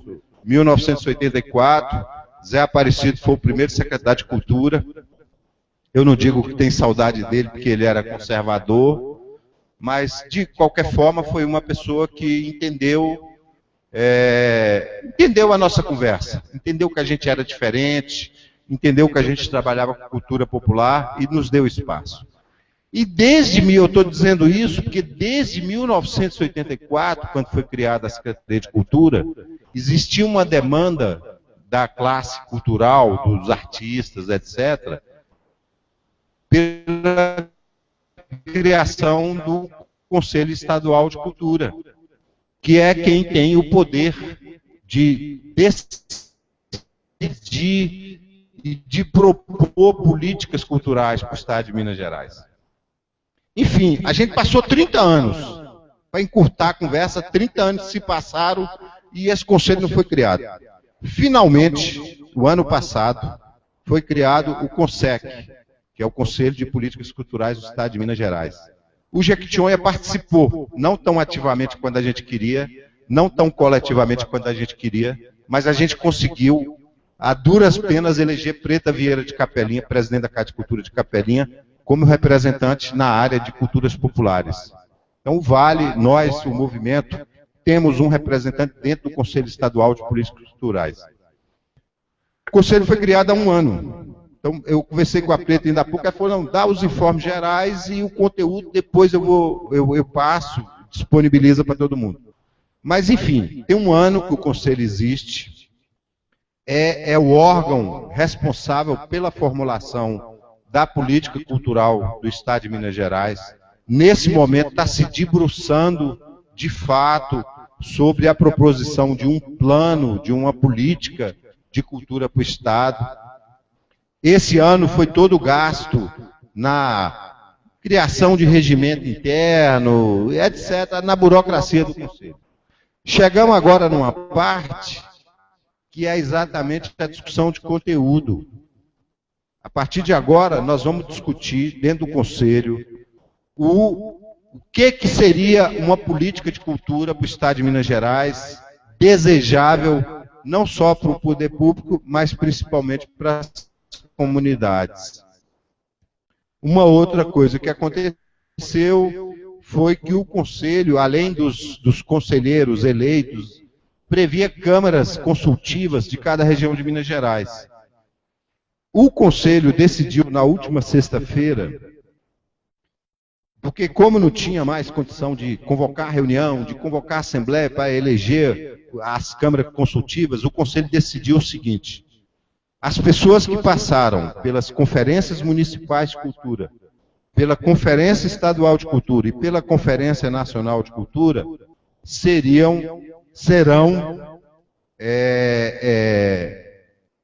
empossadas como Conselho Consultivo do Conselho Estadual de Cultura. Nesse sentido, o Vale está representado, porque para além da Preta, que é conselheira eleita legitimamente, o Vale Mais está indicando também, entrou nessa lista, porque a gente participou das conferências municipais, da estadual, da nacional, a gente também está dentro dessa Câmara Consultiva, que vai ser a instância onde vai se estabelecer, onde vai se propor uma política estadual de cultura.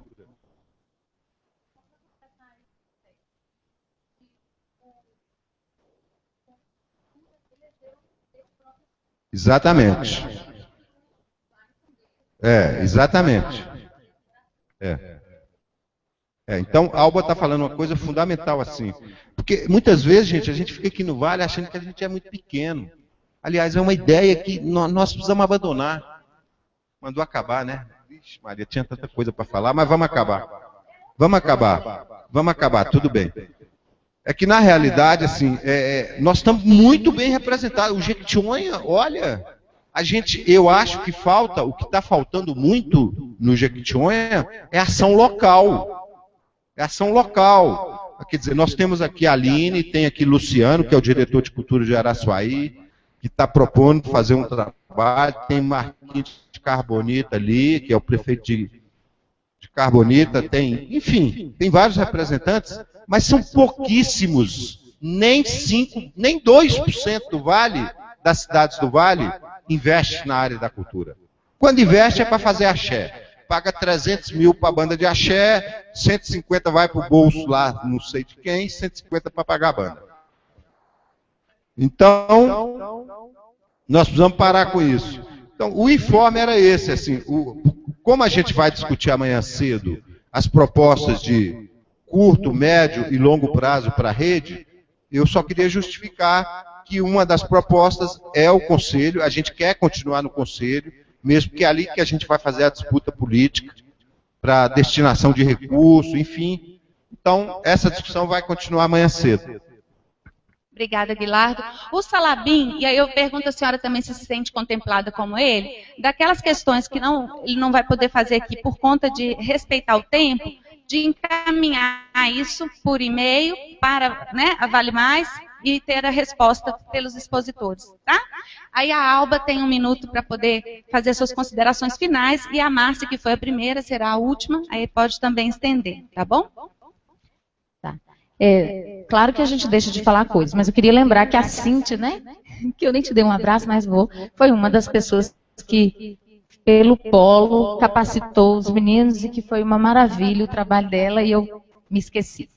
E um representante dos pontos de cultura no Conselho, que está fazendo um trabalho belíssimo, é o Paulo de Três Corações, e que é competentíssimo e nos mantém informados. Então, nós fizemos nosso encontro regional, que é da microrregião Jequitinhonha-Mucuri, e encaminhamos todas as nossas propostas para lá, e o Paulo é o nosso porta-voz. Então, a gente está representado também. Não é tão, assim, gueto, não é essa questão, não. Bom, eu acho que eu já falei, se tiver alguma coisa, estou à disposição, mas eu só queria falar uma coisa que foi que eu contei para a Manuela aqui. Né, Titânia? Se a gente tem que cobrar que os marcos legais que nos regulam não estão adequados, e a gente tem que regulá-los, eles precisam ser revistos, também a gente tem que cobrar do poder. Essa semana eu tive uma resposta de um projeto nosso que não foi aprovado, de banda de Minas, porque Rubim tinha um sonho de ter uma banda, e nós corremos atrás, fizemos isso, suamos a camisa, registramos a banda, tudo legalzinha. Os meninos, Jean, já era o aprendiz de regente, nós tínhamos já contratado o regente, tal, fizemos o projeto e enviamos. Aí essa semana a gente teve a resposta, e aí eu fui atrás, falei assim, gente, mas peraí, todo mundo foi aprovado, por que a gente não foi? Aí a resposta que eu recebi, com a qual Manuela não se dá por contente, e vai me responder oficialmente, mas eu estou indignada, a pessoa respondeu que eu pedi 26 instrumentos, e o máximo que eles apoiam é 8, porque há instrumentos que custam 10 mil, como uma tuba, sei lá. Aí eu falei assim, mas espera lá, isso está escrito no edital que eu não posso pedir 26 instrumentos? Não está escrito no edital. Então vocês não podem me desclassificar porque eu pedi 26. Então, se vocês querem que o edital seja validado, vocês têm que respeitá-lo. Então eu exijo uma resposta de respeito. Essa não me serve. Obrigada. Parabéns. Márcia, para suas considerações finais. Importante, quem estiver no conselho, um momento o conselho tem que parar para discutir o seu regimento interno. E nessa discussão, se tiver gente que concorda, tira. Presidente de conselho não pode ser gestor, porque aí o conflito sempre vai acontecer. Presidente de conselho tem que ser outro, ou que pelo menos se faça isso de forma alternada. Bom, gente, olha, é isso. Eu acho que todo mundo aqui tem noção que tem muita coisa acontecendo, muita coisa bacana, e é resultado dessa história nossa de luta, de construção, de militância, de embates. Né? Não é por isso que o sistema está aí, os pontos de cultura, é exatamente como resultado do movimento social. Então, eu acho que se a gente se desarticulou durante um tempo aí, de certa maneira, né, eu acho que tem várias redes no Vale de Jequitinhonha, tem os povos do Cerrado, tem as comunidades quilombola, tem as das comunidades tradicionais, tem o dos pontos de cultura, né, a gente tem vários movimentos sociais que estão aí, por aí, não estão aqui, muitos, inclusive, né? Mas que está faltando é a gente exatamente fazer isso. Eu acho que está num momento super estratégico e oportuno. Né? Eu estava muito desanimado um pouco para trás aí, porque como eu estou nessa militância há tantos anos, o próprio sistema, acompanhei todos os eventos que esse ministério fez pelo Brasil afora desde 2005. Né? Banquei lá em Diamantina discussões seríssimas com o Estado de Minas Gerais, decisões que foram transmitidas na Conferência de Cultura. Foi a partir do embate de Diamantina, de flexibilizar, né? A flexibilização que Marília Palhares anunciou na conferência foi fruto do desgaste que Diamantina bancou, que a gente não ia criar novo conselho e integrar patrimônio dentro das políticas culturais, que patrimônio é cultura, não é uma setorial, mas então, quer dizer, a gente tem várias conquistas. Agora está faltando a gente realmente se religar e cumprir o dever de casa de novo, para uma nova etapa de outros saltos, de outros patamares. O CONSEC, eu tenho muitas considerações do processo que Minas Gerais desencadeou. Eu acho que aqui a gente não teve subsídio para ele. Eu tenho sérios questionamentos, o processo é corrido, é de plataforma de internet, sem mobilização, entende? Está aí, o CONSEC que está. Discordo totalmente, Minas Gerais foi a última a assinar a adesão do Sistema Nacional, dia 20 de dezembro, eu já estava envergonhada de ser mineira por causa disso. Então, assim, eu acho que também tem outras coisas que as pessoas têm que apropriar, e política hoje é participativa. Por mais que o Conselho seja representativo, não cabe ao Conselho formular sozinho. O Plano Estadual de Cultura, essa galera tem que ir para a rua de novo, ir para as regiões, que seja Conselho, equipe da SEC, mas olha, bacana o CONSEC, mas olha, eu acho que o CONSEC não me representa. Então, assim, que esse CONSEC vá para a rua, rondar nas regiões de Minas Gerais de novo, viu? Então, eu acho que tem muita coisa aí, muita lenha para queimar ainda. Encerrando, Vilmar. Obrigada, gente, por tudo. Gente, só para encerrar essa etapa agora, dizer assim que nós tínhamos preparado, na verdade, os debates no domingo. Então, a ideia é que domingo a gente vai ter grupos a manhã inteira, né? Para que a gente possa conversar, dialogar e sair desse encontro com um pouquinho de estrutura, um pouquinho estruturado, e lembrando assim, né, que esse aqui é um dos primeiros encontros, não é o único, né? Então nós vamos ter ainda, nós ainda pretendemos preparar muita coisa para frente para que nós possamos conversar, né? Possamos conversar, dialogar e buscar alternativa. Dizer que um outro detalhe, assim, nós, como as falas estão muito ricas, nós tínhamos preparado, na verdade, o sábado, ser um momento de ouvir mesmo, porque tem algumas pessoas reclamando que não teve oportunidade de falar, então dizer isso, né, que a gente preparou um pouco para que seja um momento de ouvir. Vamos sair agora para o almoço, voltar 2h30 em ponto. Quem está na programação é Bernardo? Bernardo Novaes da Mata Machado. Bernardo Novaes da Mata Machado e a Manuela. Eu acho que é importante, porque nós vamos ouvir o governo federal e vamos ouvir o governo do estado. Então, eu só pedi vocês para serem rígidos no horário, né? Porque à noite nós preparamos, inclusive, uma folguinha maior para todos. E aí dá para todo mundo ouvir um recital, né? Tomar uma cerveja, bater um papo. Quem bebe suco, fica no suco. Assim como Terezinha, que bebe suco, fica no suco. À noite, ó, quem tem o crachá é o ingresso. O ingresso para a noite é o crachá. Vai ser aqui o recital, o ingresso é o crachá. Apresentou o crachá, entrou. Falou? Após a lotação dos crachás, aberto para a cidade. Um abraço a todos e até mais tarde.